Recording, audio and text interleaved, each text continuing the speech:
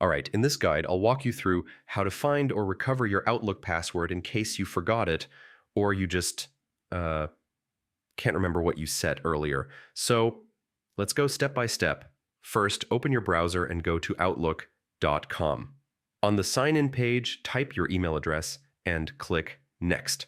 When it asks for your password, click the link that says Forgot Password. This is the only official way to see or reset your Outlook password, since Microsoft doesn't actually show the old one for security reasons. Now, Outlook will ask how you want to verify your identity. You might see options like your recovery email, your phone number, or the Microsoft Authenticator app.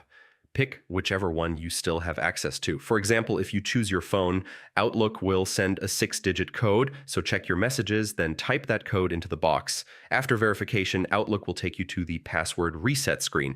Here you can create a brand new password. Try to use something strong. Maybe a mix of letters, numbers, and symbols, but still something you'll remember later. Type the new password twice and click Next. Once it confirms the reset, your Outlook account is unlocked and ready to use. You can now sign in with your new password on your browser, phone, or any apps where you use Outlook or Microsoft services.